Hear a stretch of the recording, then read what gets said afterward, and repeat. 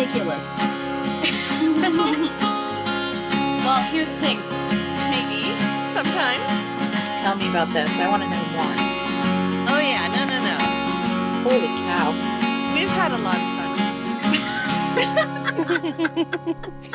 Yeah, this podcasting with the live audience kind of cramps my style, but I'll do my best. So you have a plumber in your house right now? So you have a live audience too. I do. I try to get as far away from him as I can go. No offense, sir, but I'm getting as far away from you as I can. But I need to go somewhere where it's quiet. So what is being plumbed today? The sinks in the new bathroom. Oh, the one with the Bluetooth fan? Yes. Yes, which you have used now, I hear. I have used it. It's nice. Pretty cool. And I've since discovered after I used it that we also have a little remote control for it. In the shower? Yeah, you can put in the shower. Oh my God. God. Which you need because the second you turn off the water, the volume is, excessive. So you need the remote control to be able to quickly turn it down.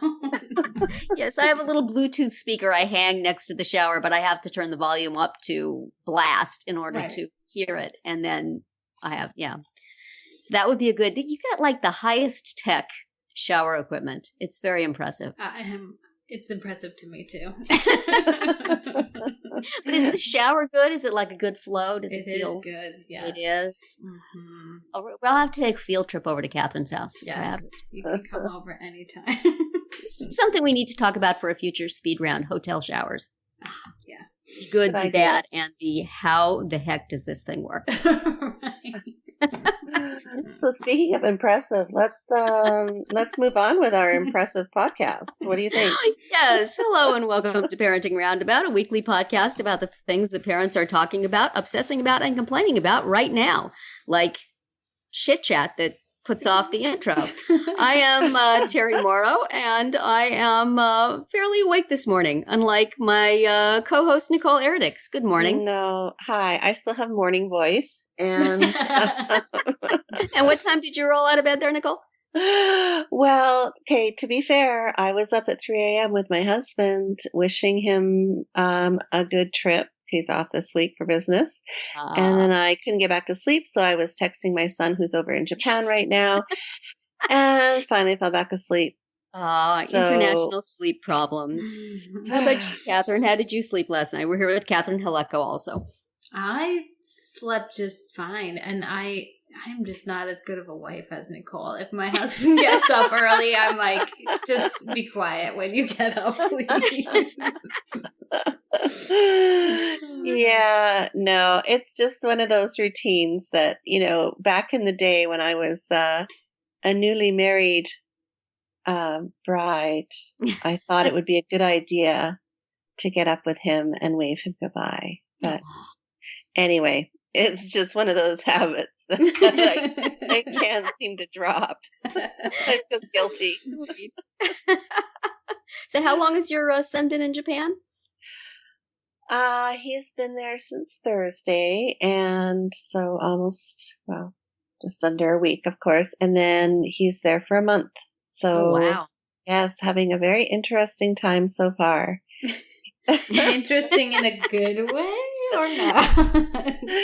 It is going to be a life-altering experience for him, let's just say, which actually is a really nice starting point for our discussion. Yes, I was going to say, is he going to be spending any money there? Well, the interesting part is that he's there on an internship, and he is staying with a host family. He's there. He has 4 different host families. So each week he has a new host family. So this week he has a host family who lives in the rural countryside somewhere outside of Tokyo, I believe. And he has to bike 6 miles to his place of internship. Wow. And his guest bedroom consists of a corner in a room with something that looks probably like a mattress topper for a bed on the floor. And I'm not, it's one of those mats. Yeah. Yeah. Yeah, you just put it on the floor, and then a little pillow, and he's got a fan. So he is learning that people have different lifestyles around the world. So, which I hope he appreciates and brings back with him, because he certainly needs to learn how to appreciate what he has here as well. Mm-hmm. Yes, which brings us to our topic of the day. Yes, money. Yes. And money. Yeah. Well, I think, and I talked about this a bit on the speed round. Is it dropping today? Is earlier this on Monday? Week. Yeah. Yes. Monday. So yeah. So just before he left for Japan, so 2 nights before he left for Japan last week, he announced that he was moving back home. Now, whoa. For those of you that are new to our podcast and don't really know about, a little bit about our lives, our real lives, we're not podcast, which we probably should not talk about because they're an invasion of privacy, but who cares? Exactly. See, your son's not in the room with you, so it's easy for you to talk. But I do have an older son who is in university, and last year he moved away from home, and he lived in a house with several other roommates. So this year, the time comes to renew the lease on the house, and 2 nights before, this happens 2 nights before he's ready to leave for Japan, and he announces, "Mom, I'm not going to renew the lease on the house. I'm moving back home." So if he had told me that this time last year that he was going to stay home, I would be overjoyed. Yeah. However, year, there's another shoe to drop, I believe. Exactly. It's been a year since he's been gone, and while I love him tremendously, I gotten used to a certain lifestyle. And my husband and I kind of looked at each other and we're like, are we bad parents? Because we're not really sure how we feel about this. But actually what concerned us more was the fact that he was moving back home. Why was he moving back home? Yeah. So he gave us a little song and dance initially, and and he was trying to be more economical and to be more, anyway, he just he had all these reasons for not wanting to live away from home. So and his roommates, he's got some new roommates who might be difficult. So we kind of we waded through that a bit, and then finally we get the truth. Yeah. The kid has racked up his credit card. He has an emergency room bill that is far beyond what it needed to be if he had gone to urgent care. Yeah. Because for 2 stitches in his foot. Oh. And he has 0 savings because he spent it all traveling last month when he went to Canada. Yikes. So, we realized very quickly that there was another reason that he wanted to move home. So when he comes home, are you going to put just like a small mat in the corner of his empty room and say, "Yeah, we had to sell all your stuff, honey." Boy. Exactly. This is what we sold all your stuff. Yeah. So anyway, so we kind of sifted through his finances and did some quick, monthly installments that he's going to have to make. He's not going to get away with this one.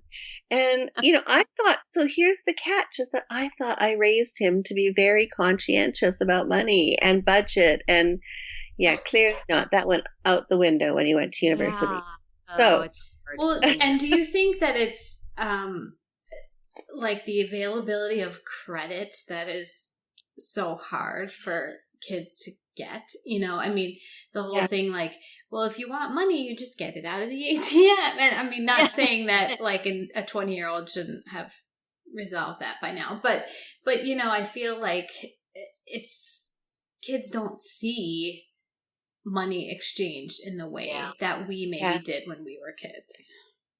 No, even just having to go to the bank and take a deposit slip and fill it out and take the money out of your savings account and deposit the money into your checking account so that you could spend it was something that made you think, do I really want this? Maybe not. Right. Yeah. And I mean, for him, I guess too, just being away from home for the first year and realizing how much everything costs because he's so used to me picking up the tab on most things.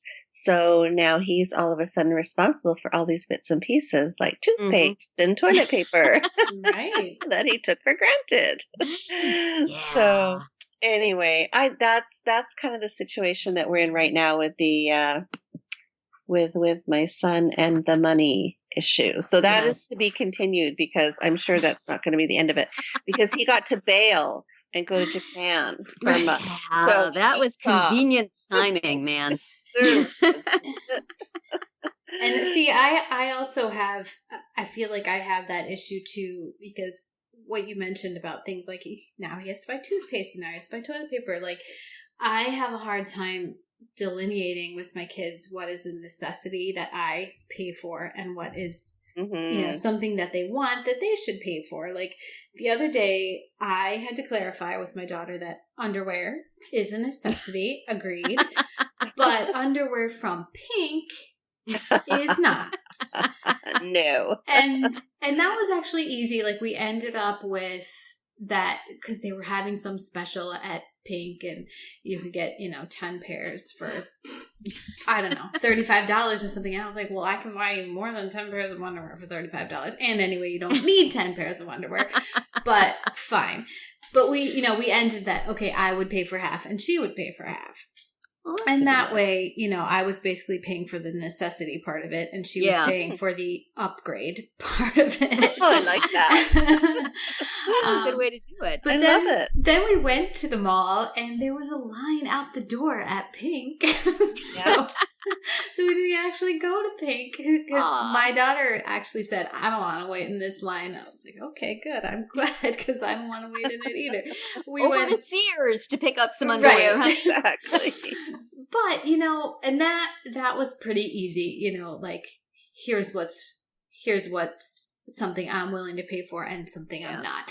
But I find that there's a lot of fuzzy stuff, like birthday presents for her friends or makeup and like grooming stuff, right? Because as we've said, toothpaste, that's a necessity.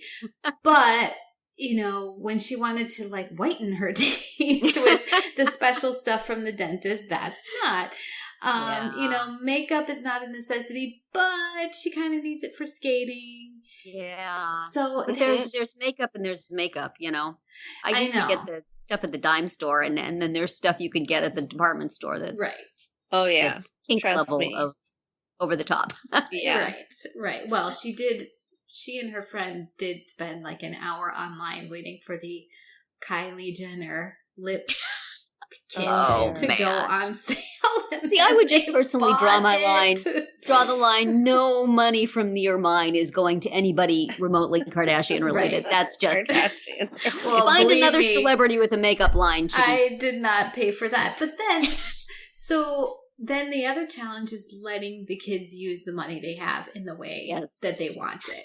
Right? I mean, so they get an allowance and then they want to buy things like Kylie Jenner's lipstick. And I don't think they I don't think they need them or they're a good use of their money, but isn't the whole point of giving them an allowance, teaching them how to spend their money and not Well, Catherine, aren't you going to tell the audience what your son wanted to spend his money on? I don't think he wanted to spend his own money on the new alpaca that we apparently are getting to live in our backyard. Now, let's be specific. This isn't like some brand name for some fancy new thing. This is an actual animal. An animal that he is convinced should be living in our backyard. by the time he gets back from vacation where he the is upside, right now. There's so many upsides to that. How much does an alpaca go for these days? How much birthday money does he have to save up? Well, the cheap one that he found on the website, he's like, Mom, this one's only $1,000. And I said, like the what's JCPenney wrong with alpaca. him? What's wrong with him? Because some of the other ones are like $8,000. Those are And like he the has pink a name. alpacas. He has a name. It's Lorenzo. Lorenzo. You want to stay away Not from the much. Kylie Jenner brand alpaca. You want to just get the good, solid, The Target generic alpaca. Well, and I said to my son, I said, is this all an elaborate scheme to get me to agree to buy you a guinea pig? And he's like, maybe. Because he's been lobbying for a guinea pig or a hamster or some little small thing. It's a good business strategy. I know. Gotta give props to that. That's a kid who's learning something. I hope so. I don't know. Terry, how's it going with your adult Oh children? yeah, I mean we do have young adults, but they're both living at home and they really have no expenses. They're working, but the work is somewhat sporadic. So I haven't really, every time I think, okay, I'm going to make up a system, they're going to contribute for their phones and a few other things, then the work stops and there's no money. And it's like, oh, well, okay.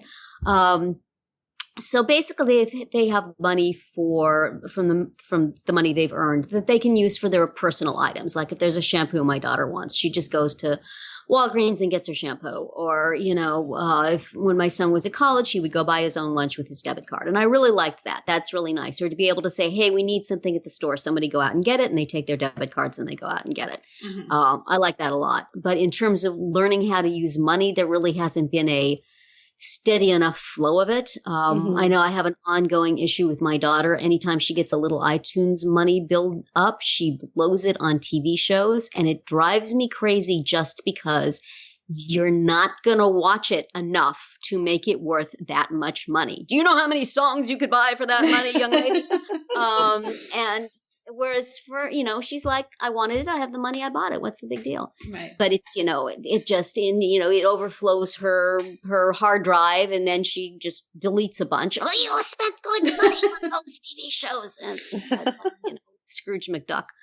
But, so that's been an issue. And certainly with the debit cards, especially when your kid has, all the work money is going into one account. And then suddenly it starts to look like a lot of money. And they think, well, hey, I can spend this. Well, let's take some of that and put it in savings. Don't spend all of that on TV shows. So that's been a little bit of an issue. But other than that, my son, who is sitting here listening to me, but he and I have had this conversation personally, has, he saves up his birthday money, his graduation money, every money he gets. And then periodically he buys a bunch of things for his key collection, which is great. But it's like constantly in my mind is he's got all this money built up. Just buy something, will you? I'm getting tired of keeping track how much money I owe you for things. So he's like the opposite, he sits on it for a really long time. He could definitely buy an alpaca with his own money. Don't give him any ideas, Terry. He's sitting nodding his head, so I may be in trouble now. Yeah, don't show him that picture of Lorenzo because he is pretty cute. Face. Yes. Yeah. We don't have the yard, and also we have an excitable dog who is, already does not like other species in her backyard. So. Barely tolerates. Demonstrated before. Well, I'm feeling very sorry for Lorenzo. I'm sorry that he's not going to be moving into your house there, Catherine. No, he's not. There's probably a virtual alpaca you could pick up somewhere that he could take care of. There's a whole app called Alpaca World that you could play. There is not. There is. There is actually. My daughter was super into it for a while. Yes, it's called Alpaca World. I should remind my son about that. Actually, there you go. That you can do. But she's clean up after. And plus, they're all like different colored. Like you can get pink and purple and what? Oh yeah. On the app. On Alpaca World. Yes. You're thinking in real life. No, not in real life. I'm still back in real life mode because I'm feeling You're so still sorry thinking for about Lorenzo. And that's how I end up with so many pets at my house. That's right. So has anybody found, just other than what we sort of naturally figure out for ourselves, a good authority on teaching young adults about money? Are there books that anybody has read? If not, readers, tell us what you've liked on this. Listeners, tell us what you like on this topic. If you found something that's good, because I feel like, the way I approach every parenting problem is by buying 2 or 3 books with it. This is my money management problem. I buy books about it and then I don't read them. So yeah, I do use an app called iAllowance to help keep track of their money, which a friend recommended to me, and it works pretty well. Just because I never could remember exactly when to give allowance and how much I had given the last time, and do I owe you, $4 from 2 weeks ago, and when you're out and around with your kids, they never have their money with them, right? Right. They have it at home in their piggy bank or whatever. So with this app, you can see, okay, right now you have this much in your spending, cool. And you can divide it between spending and charity and saving. But that's another thing, like what's spending and what's saving, like what can you use your saving money for that you can't use your spending money for. So it's not perfect, but it definitely it helps, I think. Yes, as we discussed last week, save up all that money because you'll need it for your wedding. Yes. That's what I tell my kids. You may want to buy a house someday. You may want to buy a car. You may want to have a ridiculous Italian wedding. Put the money away. Just save it. Just in case. I always used to give my kids iTunes allowances because that's all they ever wanted is stuff on iTunes. So that's really easy because it just automatically puts money in their account every month. But now they're sort of off of that, and so they don't get anything, but they do get a little bit of pay here and there. Right. Yeah, it never worked for us. Allowance was never. No. We were a pay-as-you-go family. So if you want something, you had to do something for it. Oh, that is a good strategy. Yeah. It is because the other day I just stopped. I just turned off the allowance in the app. Like I just made it stop putting its automatic money in because I was so annoyed at. I asked one of the kids to do something and they dragged their feet or they didn't ever do it. I'm like, forget it. Like, I didn't tell anybody. I just turned it off. So that could come back to bite me later. We'll find out.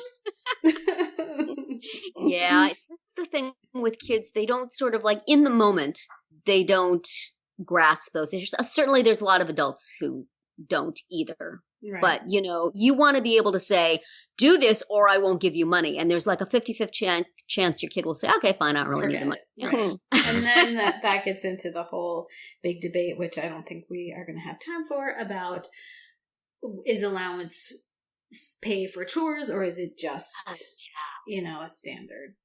Coming money. Another week on Parenting Roundabout. But in the meantime. Right. In the meantime, we're going to move on because since Amanda isn't able to join us for group chats anymore, very sad, what we've done is add a special speed round to our weekly chat just so that we can hear Amanda's voice every week in this. She can still be a part of this remotely. So here is this week's edition.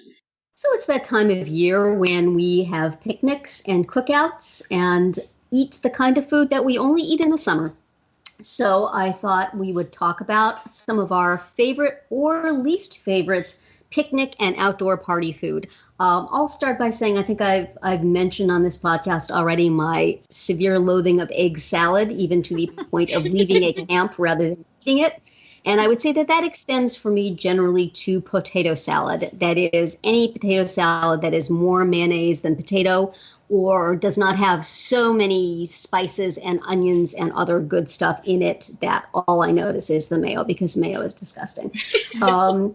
German potato salad, oil and vinegar, A-OK. Coleslaw, mayonnaise-based, has to be on the dry side for me.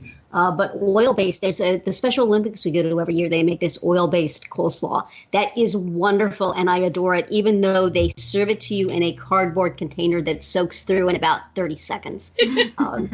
They got to work on that. Amanda, what sort of summer food do you like or diss? Well, I'm not a big fan of picnics. I don't like eating outdoors. I gotta tell you, I have this sort of like, I don't want anything crawling in my food or yes. bugs or that kind of thing. I hear you. I share your loathing of mayonnaise-based foods. I really do. I'm not a fan. But I think I would also say I love anything grilled because I don't have to cook it. My husband loves fire, like cooking on fire. So I love anything grilled. So it always tastes better because I'm not doing it. And I have this like complete aversion to anybody putting anything in Jell-O and calling it a salad. You know, like carrots in Jell-O or ambrosia and stuff. And I like Jell-O, but I don't mind those foods. I just don't like calling it a salad. That's true. It's a matter of semantics. It's a semantics thing more than a food thing. How about you, Catherine? What are your summer likes and dislikes? Well, my husband also enjoys fire, so I like it when he gets some crazy idea to, roast a giant slab of meat. And we also have, years ago, we found this recipe for a summer layered salad, and we make it at least once a summer because it's so good. And if you read the recipe, you would never make it. Like, I don't know what caused us to actually try it out. It must have been my husband, who's more open-minded than I am, because it contains things like barley, blue cheese, dried sour cherries, cabbage, carrots. Yeah, right. Yeah, right. It sounds horrible, but it's so good. When you sent me the link for it, and I looked at the picture and I thought, "Ooh, there's ground beef on the bottom. That looks good." And then I read the ingredients, and it was wheat berries, ground beef in a salad. Come on, yeah, but you know what? Like a taco salad. Haven't you had that like 7-layer thing that has all the? It's like that episode. Disassembled burrito ingredients. It's like that episode of Friends where they combine two recipes by mistake, and he's like, "Ground beef good, whipped cream good." I do remember that. Nicole, do you have? Listeners, we will have a link to that on the description for this episode, so and you should try it. It's good, despite the fact that every individual ingredient makes you go, nah. Together, they are transformative, right? You. Yes, they are. I see.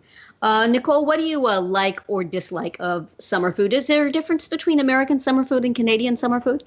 I think Americans are a little bit more creative with their Jell-O type recipes. Is that good or bad?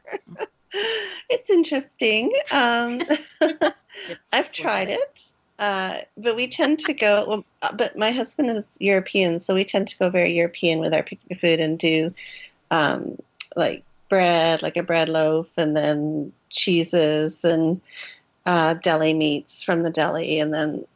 Like we don't have all the fancy dressings or anything, and then but here where I live, it's too hot to have a picnic in the summer, so you usually end up going to the beach. So you have to be able to enjoy those foods with sand. So that's a caveat. Which brings me back to I don't like eating outdoors. That is our rant. Well, see, I send my husband out to barbecue, and then we eat inside. So right. That's because that's what makes sense, right? Absolutely. But I have to add, before we speed away from this, when you're talking about your husband's enjoyment of fire, I am remembering a childhood image of my dad barbecuing on a hibachi grill, and he would stand about half a foot away from it and just squirt lighter fluid onto the flames, and it would go. He did not burn down the house or himself. I have no idea, but that is my childhood barbecuing experience of squeezing lighter fluid onto a lit fire. So, amongst the many unwise things about barbecue and summertime food that we will leave you with today. And remember that you can hear a new speed round every Monday through Thursday, and Amanda's on all of those. So even more reason to check them out. Yes. And they're 5 minutes or less. Yes, absolutely. And a lot of fun, I think. A lot of fun to say. We hope a lot of fun to listen to also. Yeah.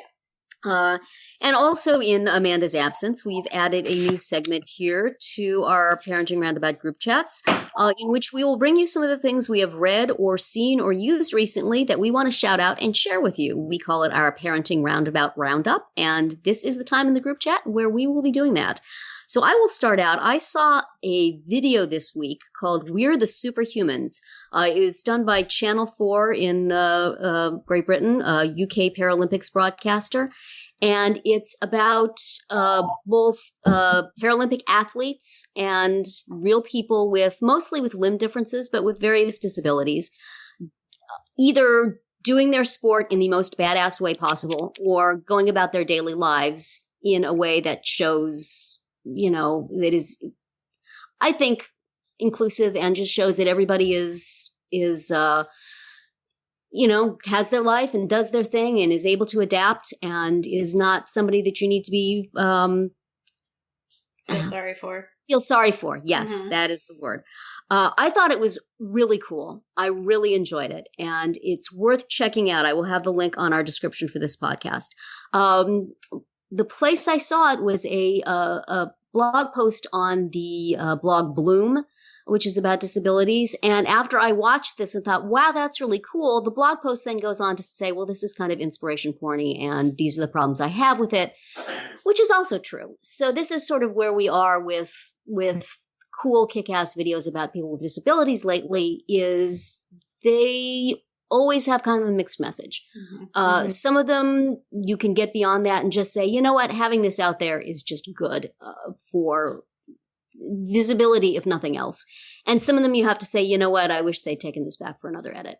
I thought this one was cool. I really liked it. I imagine it's on TV there a lot.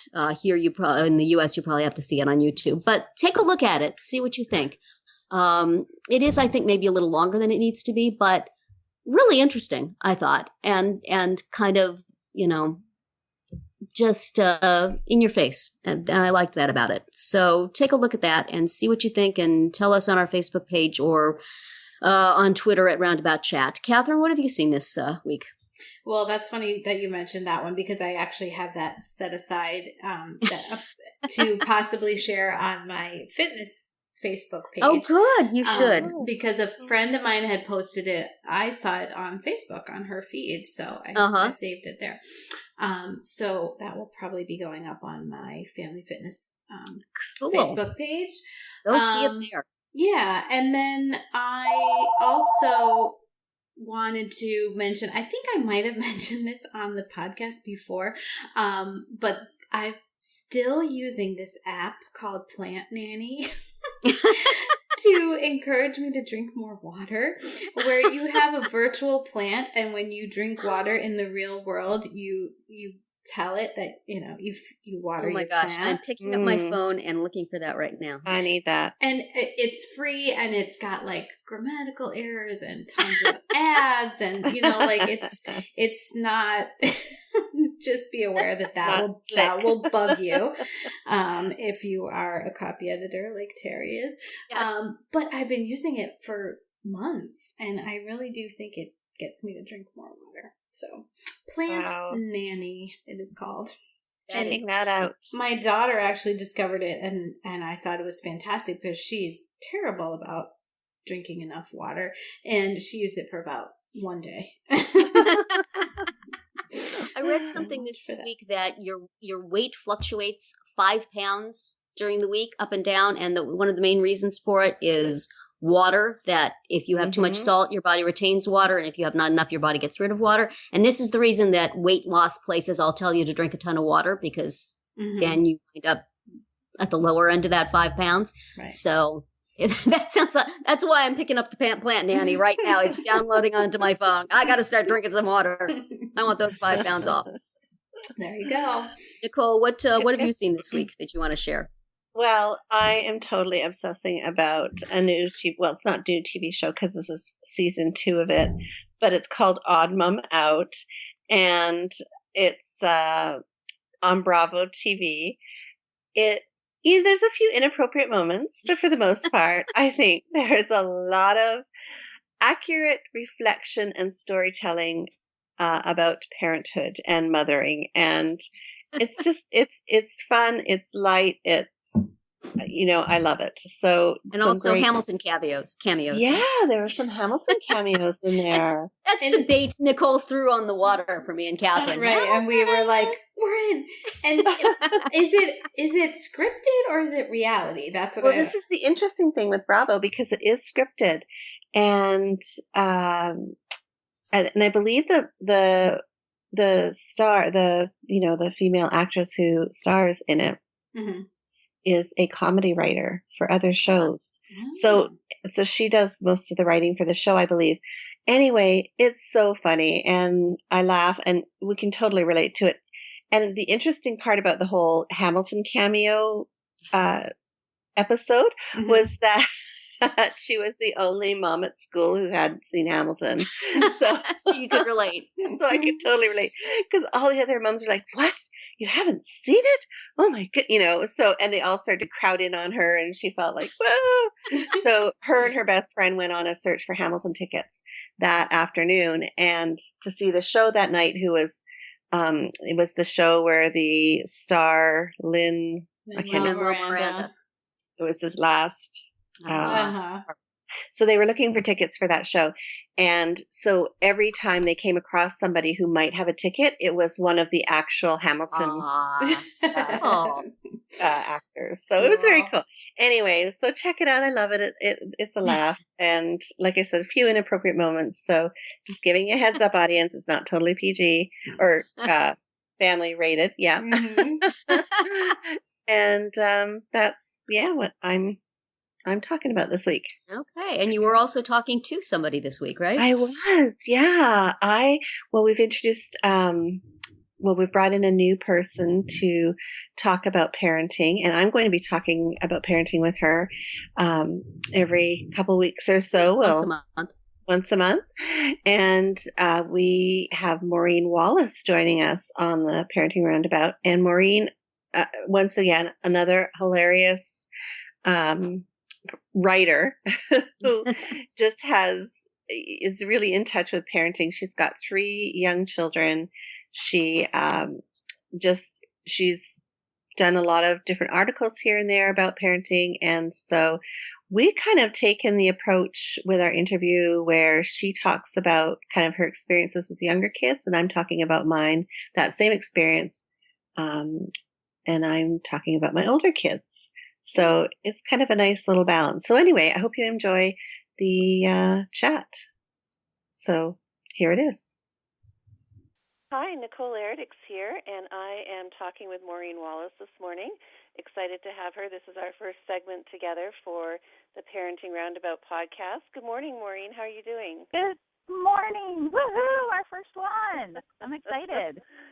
So glad you're here. Tell us about yourself for our audience who this being your first time. Let's start with an introduction. Sure, that sounds great. So my name is Maureen Wallace.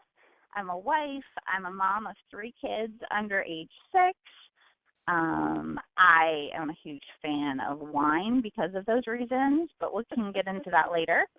I have 2 boys. I've got a girl in the middle, and my oldest son has Down syndrome.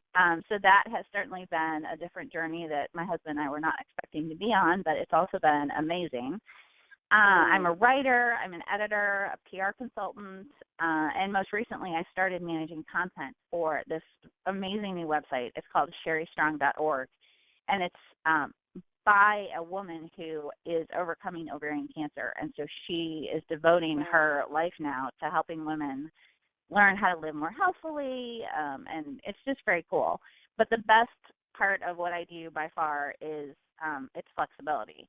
So I can be home with the kids, but I can also, really engage the adult portion of my brain by working with clients. So I'm kind of like trying to have it all and probably failing in all directions. I think most parents would share that sentiment.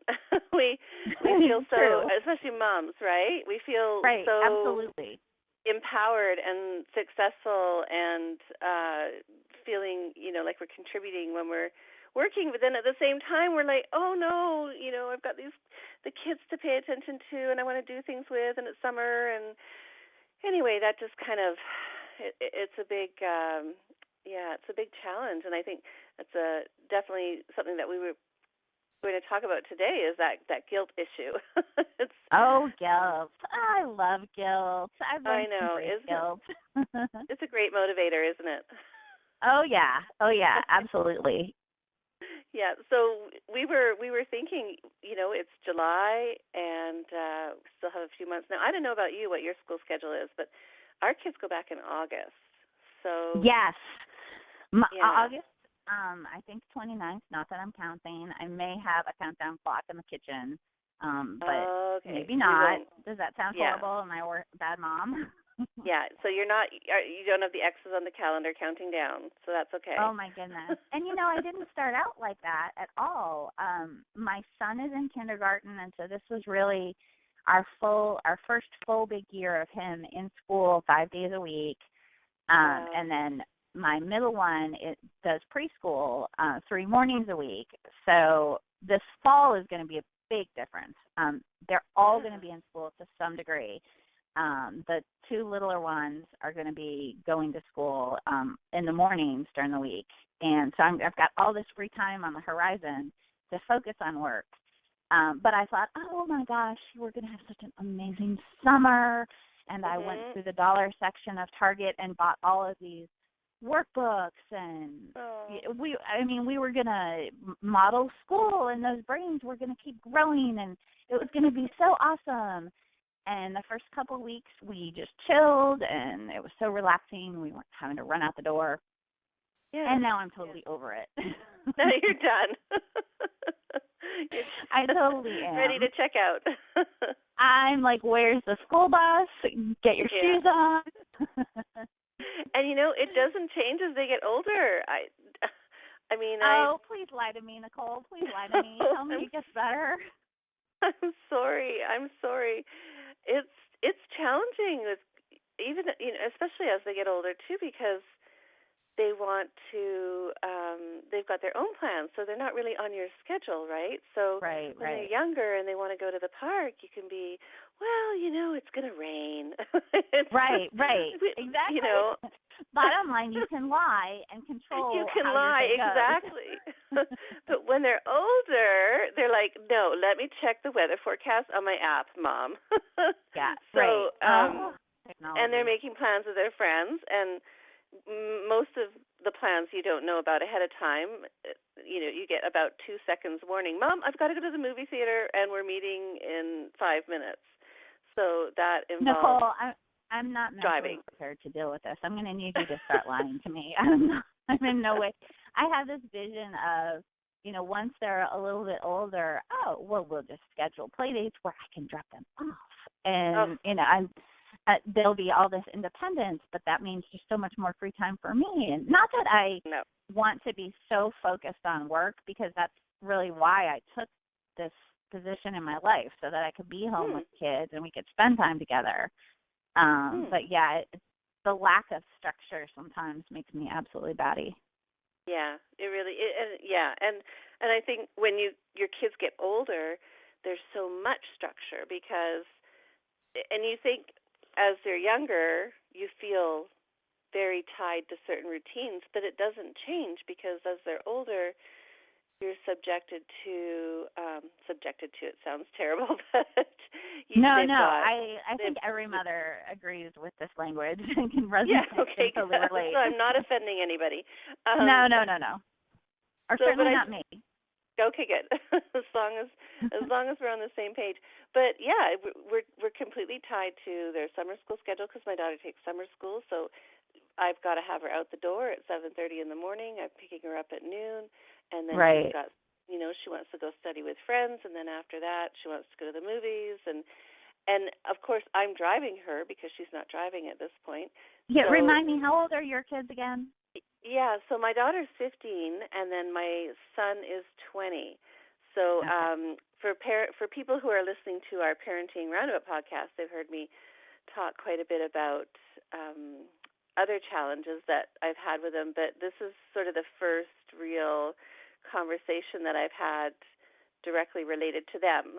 I've sort of spoken about them in roundabout ways, so hopefully they're not going to listen to this. But right. Well, that's the story of my life, because as a writer, particularly about parenting, I do straddle that line of how can I write so that I'm helping some other parent, but also not setting myself up for major therapy bills when the kids read what I've written when they're old enough. See, I've already just told my kids, both of them, I'll pay for your therapy bills. Whatever I do to you in your childhood, I'll pay for it later. I promise. Right. Now, my plan, though, is I've got to figure out how do I get my parents to pay for my therapy, so then it's kind of just a trickle-down therapy plan. Yes, yes. It almost needs to be like its own separate health plan. Right, exactly. If you have kids, we understand it, and here's what you get. Yep. So, no, I guess that guilt just does not... I remember feeling that way when my kids were younger, and it's still, at least with my 15-year-old. My 20-year-old, it's a little bit different. He's away at university, so he's kind of on his own path, but I still feel like, do I see him enough? Do I talk to him enough? And then, of course, do I send them enough money? That's the other part well, of they it. would always say no. Exactly. Maybe I should send them more.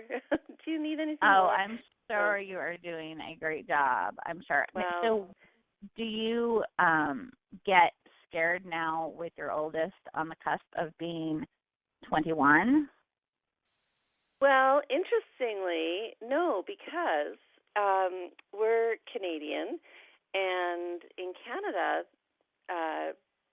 drinking age or socializing age is that's so very good. 19. Oh, gosh. So you've been there. You've done this. Yeah, because we've been, we visit quite a bit up there, and my son still has a lot of friends up there. We moved down to California when he was in grade 6. So he still has a lot of friends up there, and so he's been going up there the last couple summers. And he's well-versed. in that's that a good way of putting it. Yeah. So that's so funny. It won't be a shock when he turns 21. Right. So, So I think, So I think he's had that experience already, but I don't know. It just, that guilt never goes away, sadly. No, I imagine it doesn't, and I think that it just probably varies. I think it probably ebbs and flows. I know when the kids were babies, it was, am I getting them around other kids enough? Am I getting enough vegetables into them, with the diet and all that? And now it's, particularly with my oldest, Charlie, who has Down syndrome, it's, are we spending enough time continuing to keep his skills up during the summer? Right. When we go back in the fall, we've got a workbook that we've got to turn in as homework to his occupational therapist. And I'm looking at the calendar going, okay, if we started today and worked on it for 4 hours a day, and we'll get there. I also have to take a step back and go, you know what, it's going to be okay. He's going to be great. And my daughter loves to pretend that she's the teacher anyway. I'm like, he's in school all year round. Oh, wow. Yeah, it certainly has its own challenges. And your kids are pretty close together in age, too, aren't they? So you've got... Yes. It's yes, quite they busy are. in your house. Yes, it is. It is. And the other day we were at a restaurant, and for the first time someone asked me if they were triplets. And I was like, oh my goodness, please no. But I feel like sometimes they are, Kid number 3 is still developing his speech, and so he and my oldest are kind of on par with each other. And then my daughter is just really, she's in charge of all of us. I could probably, go off to the Caribbean and she'd keep the boat going. She's got our structure down. She knows the rules. She's the rule follower, and so that kind of diminishes my guilt too, because I've got a little sidekick. Which how bad is that? I'm like, oh no, my 4-year-old will take care of it. But that's horrible. So you're relying on her to keep things going. Yeah, don't tell her. Please don't tell her. No. We'll just edit that part out. I feel like we could do a whole season on guilt. I'm like, right. As we're talking, I feel like there's so many aspects to motherhood that we really question ourselves about and wonder if we're doing a good job. And I don't know, do we ever resolve that? Or is that I think probably the number one thing people need to remember is that if you are feeling guilty, that's probably an indicator you're doing okay. It's probably the folks who are not. I think there's probably a level of healthy guilt where, if you're worrying if you're doing the right thing, then you probably are because you're focused on it.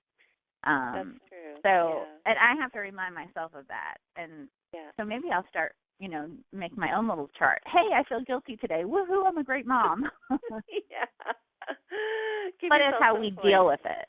Right. Yeah. It's how we deal with the guilt and not letting it build up, because I know that if we've had a day of just complete no structure, by the end of the day, I'm tired, I'm cranky, but now I'm also feeling guilty, and so that manifests itself into, not such a happy and joyous evening, and that's not fair to anybody. So I've got to keep myself on track.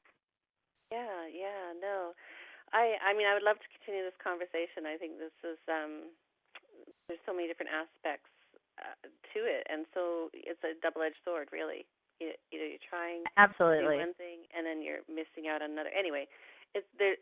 Yeah, definitely a topic for more thought. So we will listen. On that note, anytime you want to talk about guilt, you come to me. Yeah, sounds great. Well, Maureen, it was such a pleasure speaking with you today. I really enjoyed it. Look forward to more conversations with you, and we're going to be back again because you and I are going to be a regular segment on the Parenting Roundabout podcast. Yeah, so fun. I'm so excited. Thanks for having me. Yeah, so glad to have you. And now if our listeners wanted to see the work that you're doing online, where would they find you? What pages are you on? Absolutely. So I do a lot of writing for sheknows.com, but on social media, and here's some irony, my Twitter handle is @OpHaveItAll, because when I started a blog, I called it Operation Have It All, which tells you how delusional I was about my ambitions in properly balancing parenthood and a career. But I've kept the handle, so it's @OpHaveItAll, OpHaveItAll. And then I'm on Facebook, Maureen.Rich.Wallace, and Instagram as Maureen Wallace. So, follow my guilt trip. I love it. Well, on that note, thank you, and we will talk again, and looking forward to more discussion. Sounds great. Thanks, Nicole. Okay, thanks. Bye-bye. Bye. Great. Thank you so much, Nicole, for finding this great new person for us to hear from. That's really fun. Mm-hmm. Yeah, she's excited to be with us. Good. So now for our final segment, we're just going to do a little of our favorite shameless self-promotion, and we're going to direct you to some things on our sites that we think you should take a look at. Terry, what do you have for us? I just wanted to mention, last week I think I mentioned that we were going to be on, our podcast is now on YouTube. There was a little hiccup with it over the weekend, but it looks like we are back on it now. So you may not be able to see our last week's group chat there, but you should be able to continue to listen to things there. Not see us, but listen to things and look at our beautiful logo.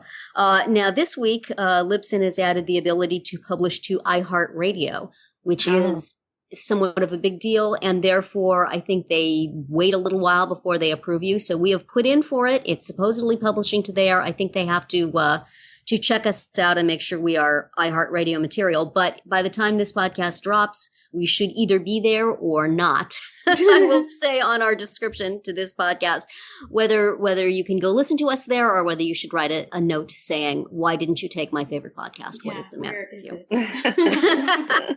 But continuing on our effort to make this podcast available everywhere humanly possible. Check us out on iHeartRadio, I hope. Great. How about you, Nicole? What do you have to promote today? Well, as you know, in my other life, I'm an education consultant, writer, etc. Mm-hmm. So we have a webinar coming up on inclusive education, and that's on August 7th. And further details to be announced. Great. So we're bringing in a panel of inclusive education experts, and we will be talking about practical tips and strategies for including kids of all needs in the classroom. Great. Nice. Thank you. And I'm just going to share something I have on Verywell, which is summer activities for bored kids. So if you're at the point in the summer where kids are complaining of boredom, check this out. It's past the second day of summer. Right. It's well past the second day of summer. So I'm sure you've heard it by now. So check that out on Verywell, and we'll have the link in the show notes for this podcast. Okay. And that is it for this week's episode of Parenting Roundabout. We hope you enjoyed it and that you will join us every week. You can listen to podcast episodes on parentingroundabout.com or download them from iTunes and a whole bunch of other places, which you can find at the top of our website at parentingroundabout.com. Please subscribe to iTunes so you get all of our podcasts and mini podcasts. You can also follow us on Twitter, where I am at Mamatude. Nicole is at Nicole Eridix. Ooh, shiny new Twitter handle. Mm-hmm. Catherine is at About Family Fit. And our emeritus member, is that how you say it? Amanda Morin is at Amanda Morin. You can also follow the podcast on Twitter at Roundabout Chat and look for us on Facebook, Pinterest, Tumblr, YouTube, and Instagram too. Best of all, stop by our blog, parentingroundabout.com, and read recaps, find links on all the stories we mentioned, and talk back in the comments. Thanks to John Morin for producing the podcast and providing our in and out music, and I wish everybody a great week.